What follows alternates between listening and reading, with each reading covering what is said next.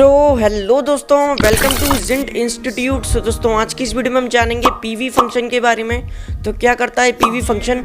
तो पीवी का full form होता है प्रेजेंट वैल्यू, और प्रेजेंट वैल्यू की डेफिनेशन होती है returns the future value of an investment based on periodic constant payment and a constant interest rate.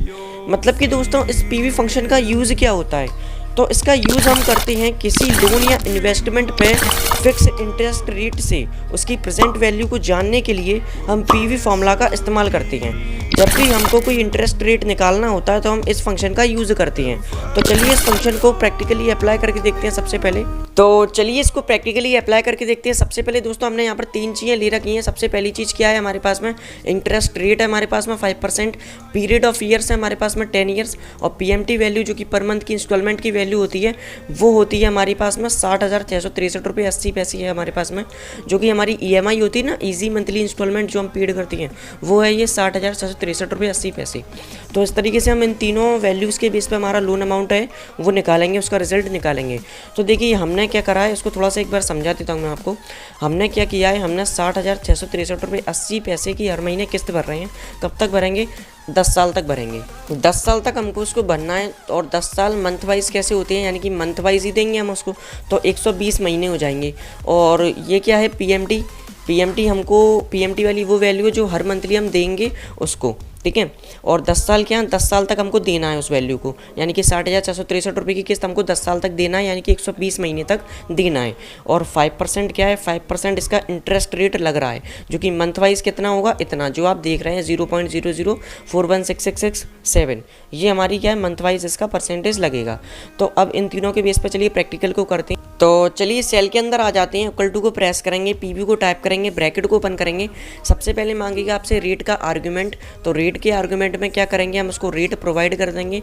तो रेट हमारी ये है, तो रेट हमने दे दी, और देन कॉमा को अप्लाई करेंगे। Then number of period NPR मांगेगा, तो एनपीआर में हम नंबर ऑफ पीरियड दे देंगे जो कि 10 ईयर्स है। देन कॉमा लगाना है। देन पीएमटी वैल्यू मांगेगा, और पीएमटी हमारी ये है।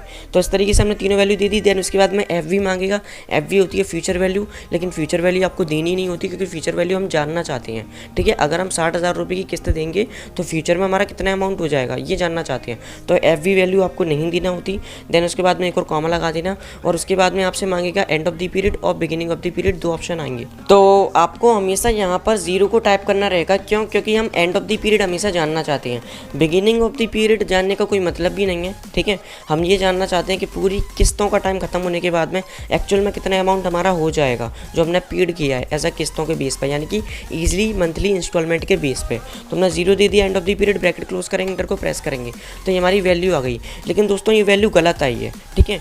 ये वैल्यू क्या है, इसने ईयर वाइज नहीं ली, ये ईयर वाइज नहीं ली, इसने मंथ वाइज ली है, यानी कि 10 महीने के लिए है इसने, इसलिए ये वैल्यू गलत आई है। क्योंकि हमको यहाँ पर हम देखो, हम यहाँ पर क्या देंगे, हम इसको इंस्टॉलमेंट देंगे मंथ वाइज, तो ये मंथ वाइज काउंट करता है। तो मंथ वाइज के लिए आपको दोबारा से फंक्शन लगाना पड़ेगा।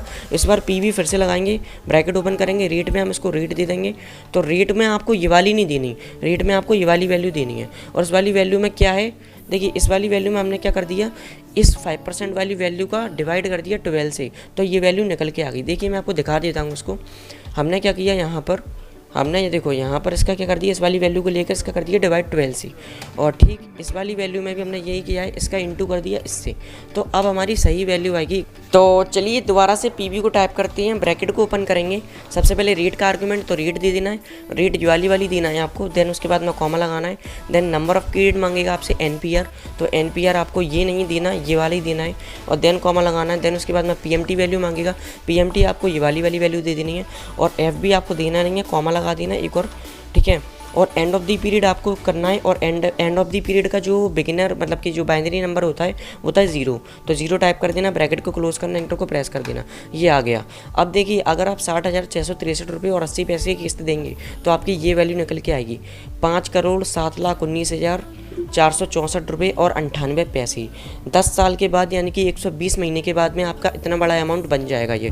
तो इस तरीके से हम पीवी फंक्शन के थ्रू कोई भी फीचर की वैल्यू निकाल सकते हैं ऐसा रिजल्ट के फॉर्म में। आई होप आपको फंक्शन समझ में आया होगा। वीडियो अच्छी लगी तो वीडियो को लाइक से सब्सक्राइब भी कर देना। मिलती हैं अगली वीडियो में।